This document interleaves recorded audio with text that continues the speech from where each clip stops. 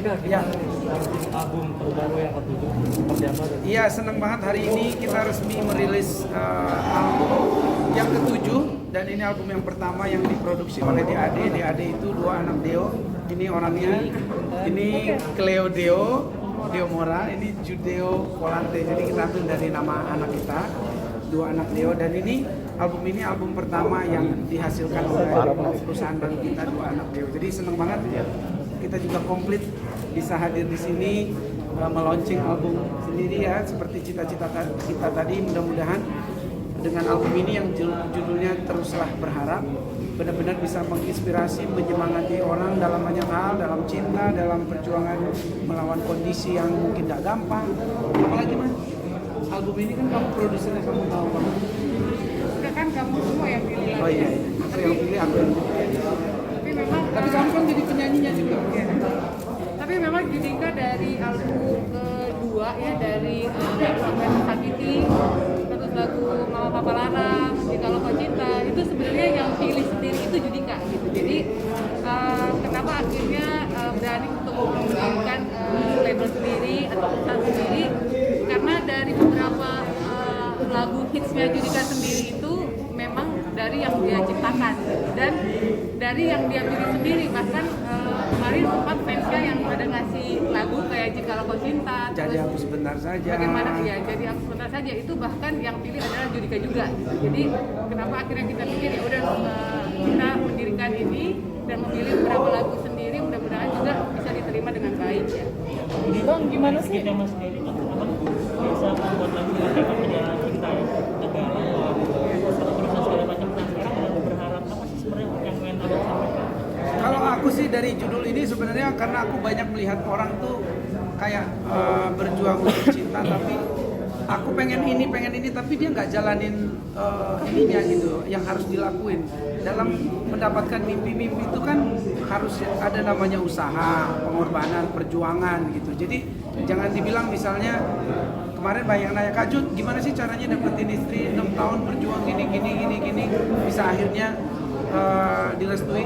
Kan perjuangannya berdarah-darah, artinya Tuhan kasih jalan kita bisa bareng tuh dengan perjuangan, harapan, doa, itu kita lakuin gitu. Jadi nggak boleh bermimpi terhadap sesuatu dan menyalahkan Tuhan tanpa melakukan apa-apa gitu. Jadi selama kita melakukan itu kan juga kita banyak hal yang kita ini yakin nggak sih, ini Tuhan mau nggak sih gua mau dia, ini bakalan bisa apa enggak. Nah di situ yang aku pengen catetin untuk kita terus harus berharap gitu.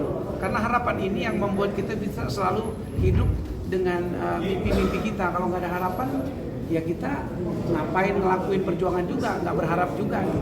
Jadi untuk apapun itu di album ini kan ada yang judulnya juga Teruslah Berharap. Makanya tersenyumlah sobat.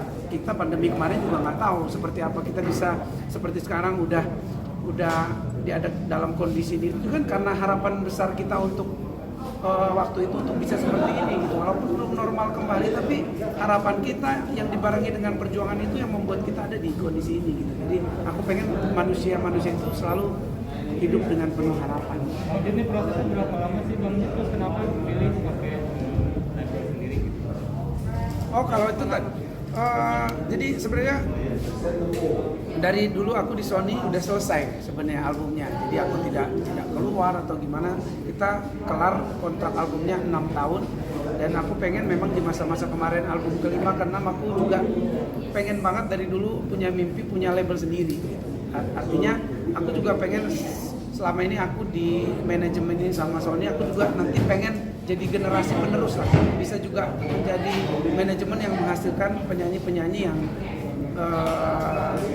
mengisi industri musik gitu. Jadi mimpi itu yang membuat aku harus punya label.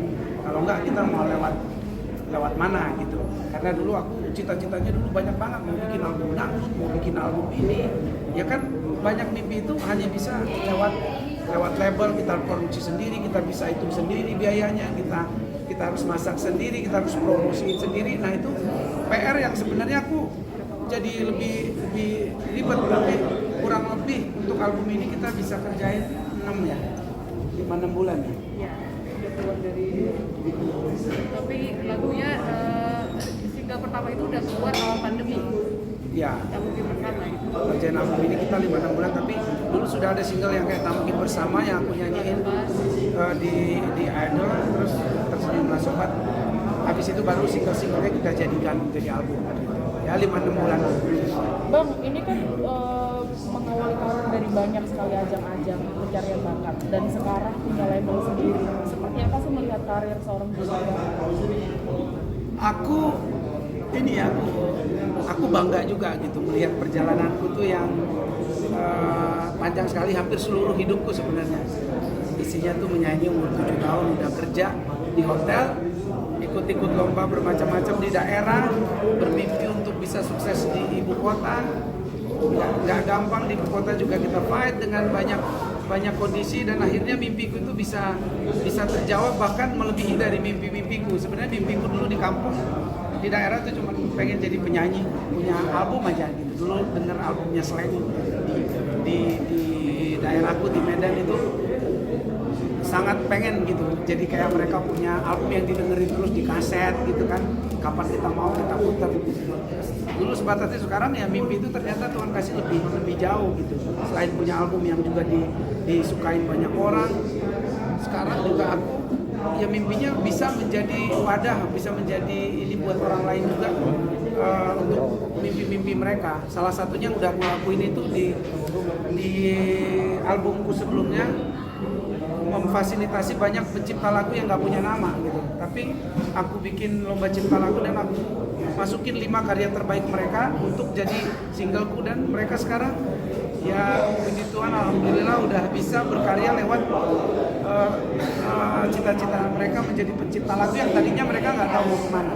Jadi aku sebentar saja udah hampir 120 juta viewers, Cikalongko Cinta hampir 100M, dan itu semuanya mengalahkan single-single pencipta lagu yang sudah notabene sudah punya nama. Ada Baby Romeo di sana, ada Badai, ada di 5 lagu itu, tapi yang aku pilih justru mereka-mereka yang menurut aku masih nyangkut lah lagunya original di kepala.